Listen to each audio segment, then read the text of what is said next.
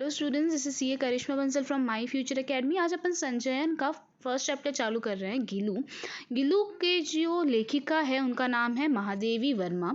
महादेवी वर्मा ये बोलती है कि सोनजूही मतलब एक पुष्प है, मैं आज एक नया पीला कली आई है, उसे देखकर मुझे अचानक से एक छोटे से जीव की याद आ जाती है जो इसी तरह हरियाली में छुपा रहता था, और जैसे ही मैं उस पेड़ के नज़दीक जाती थी वो मेरे ऊपर कुछ उछल के आ जाता था।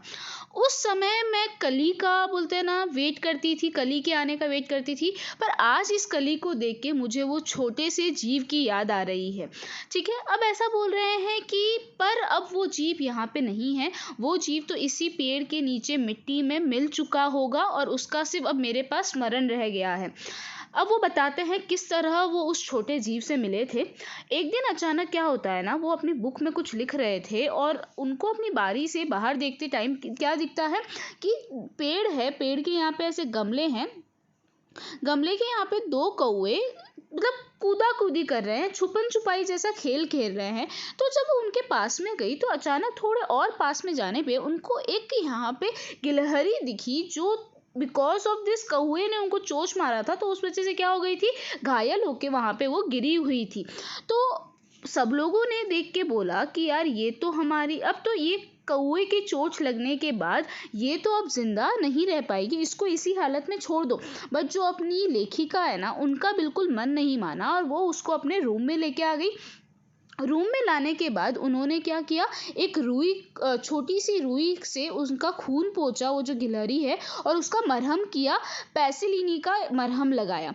ठीक है, पेनिसिलिन का मरहम लगाया। उसके बाद ना जो पतली रुई होती है ना, उसको दूध में भिगोकर उसके मुंह में, गिलहरी के मुंह में दूध पिलाने की भी कोशिश की, छोटे छोटे बूंद डालने की कोशिश की, बट उसका मुंह नहीं खुल रहा था, तो सारा दूध ना साइड में ही गिरता जा रहा था। बहुत टाइम के उपचार के बाद उसके मुंह में कुछ दूध टपकाया जा सका, कुछ थोड़ा, एक बूंद उसके मुंह में गया। 3-4 दिन बाद जो ये गिलहरी है ना, वो एकदम स्वस्थ हो गई और उनकी जो लेखिका है ना, उनकी उंगली पकड़ी, किससे, अपने छोटे छोटे हाथों से अपनी उंगली पकड़ी और अपनी एकदम बोलते हैं ना मोती जैसी आंखों से इधर उधर वो देखने लगा। 3-4 मास के बाद क्या हुआ, उसको पूरा बोलते ना, उसकी स्किन एकदम चमकने लगी, उसकी पूंछ एकदम एकदम खिलखिलाने लगी, वो एकदम अलग सा, एकदम बोलते ना अट्रैक्टिव एक वो बन गया था, एक जीव बन गया था, जिसको देख के सब लोग क्या रह गए थे, बोलते ना शौक रह गए थे, इतना सुंदर वो लग रहा था 3-4 महीने के बाद, जब वो एकदम एक्टिव हो गया था। उसके बाद ऐसा बोल रहे हैं कि अब हमने उसका नाम गिलहरी से बदल के उसको एक पर्सनल नाम दे दिया, हम सब उसको क्या बुलाते हैं, गिलू बुलाते हैं। लेखिका ने क्या किया ना, लेखिका ने एक जो पॉट आता है ना, फ्लावर पॉट को डेकोरेट करके अपनी विंडो के यहाँ पे लटका दिया, उसके अंदर कॉटन भर दिया, वो गिलू का 2 साल तक घर रहा। गिलू क्या करता, गिलू उसके अंदर खुद से ही खुद को झूले देता और वहाँ पे ही अपना खाना पीना करता। जब भी लेखिका कुछ लिखने बैठती तो ये जो गिलू है ना, उनका अट्रैक्शन, उनका ध्यान आकर्षित करने के लिए क्या करता, इधर उधर उनके आजू बाजू भागने लगता। कभी वो उनके पैर के यहाँ पे आता, कभी उनके सिर के यहाँ पे आता, कभी कहीं पे छुप जाता, कभी कहीं और छुप जाता। ऐसे करके वो कंटिन्यूस इस तरह से करता रहता जब तक लेखिका उनको उठ के पकड़ नहीं लेती। जब लेखिका उसको उठा के पकड़ती ना, तो लेखिका क्या करती, उसको एक लिफाफे के अंदर रख देती और अपनी टेबल के आगे उसको बिठा देती। तो वो उस टाइम वो लिफाफे के अंदर से बाहर नहीं निकलता, वो सिर्फ उसका मुंह और उसके 2 छोटे छोटे हाथ वो लिफाफे के बाहर रहते। फिर जैसे ही उसको भूख लगती ना, वो चै चै चै चै चिक चिक करने लगता कि उसे भूख लगी है। तो जो लेखिका है ना, उसको काजू या फिर बिस्किट दे देती, तो वो वापस अपने लिफाफे में बैठ के उसको धीरे धीरे करके क्या करता, कुतरता कुतरता मतलब खाता था। फिर फर्स्ट इस बार क्या हुआ, गीलू का जीवन का पहला वसंत आया। वसंत आने पे गीलू जब बाहर है ना, बोलते हैं ना, विंडो से देखा ना, तो बहुत सारी गिलहरियां उस पेड़ के आजू बाजू खेल रही थी। तो लेखिका को लगा कि शायद गीलू को भी अब बाहर देना, मेरे को भी अब गीलू को बाहर जाने देना चाहिए, गीलू को भी शायद फ्रीडम की ज़रूरत है। तो लेखिका क्या करती है ना, अपने बारी में छोटा सा एक क्या बना देती है, गैप बना देती है, जहाँ से गीलू आ और जा सके। जैसे ही लेखिका वो गैप बनाती है, गीलू बाहर जाता है और वो बोलते हैं ना एकदम फ्रीडम की सांस लेता है, थोड़ी देर वहाँ खेलता है। लेखिका जब बाहर जाती है ना तब लेखिका का रूम बंद ही रहता है क्योंकि वहाँ पे बहुत ज़्यादा इंपॉर्टेंट डॉक्यूमेंट्स होते हैं।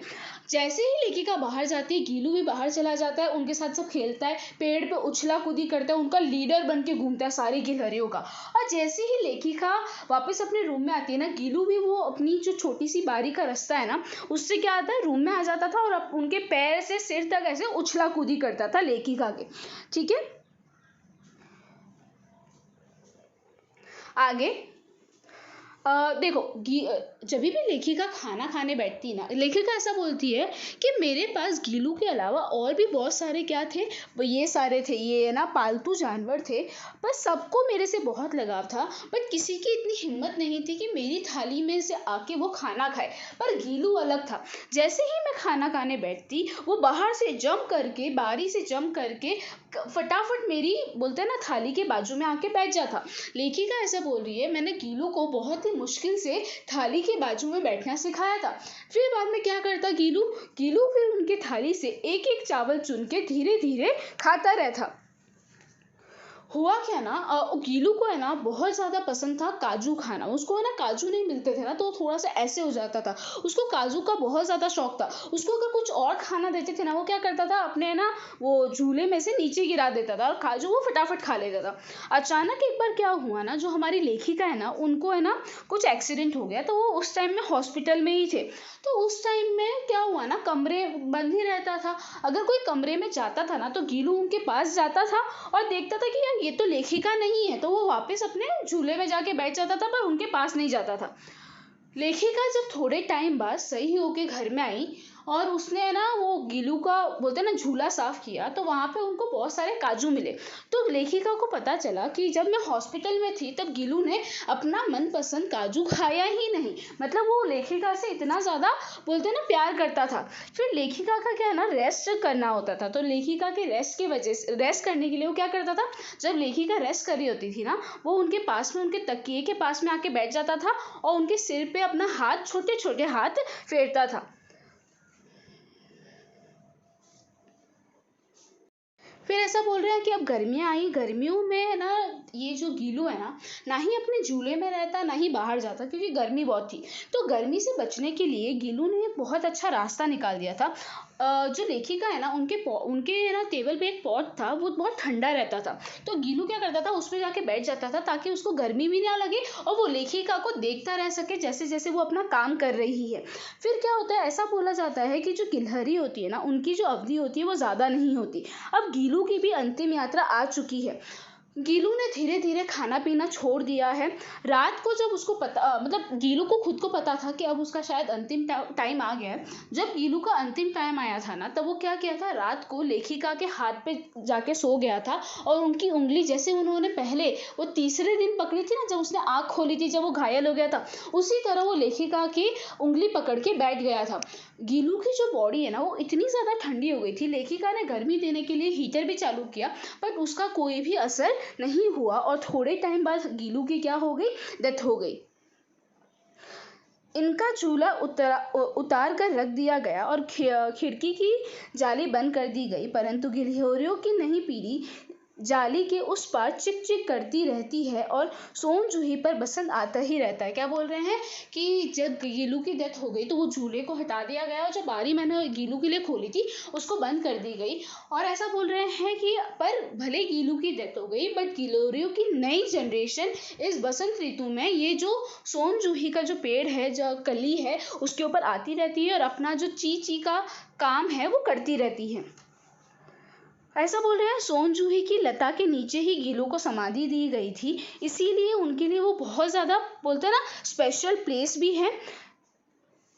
आगे इसीलिए भी उस लदूगात का किसी वासंती दिव जूही की पिताब छोट फूल के खिल जाने का विश्वास मुझे संतोष देता है। ऐसा बोल रहे हैं इसीलिए जब भी उस सोन जूही पे कोई नया फूल आता है ना तो मुझे एक अच्छा पॉजिटिव वाइब्स आती है। उस फूल को देख कर मुझे मेरे गीलू की याद आती है जिसके साथ मैंने इतना अच्छा टाइम व्यतीत किया, दैट इज मैंने स्पेंड किया।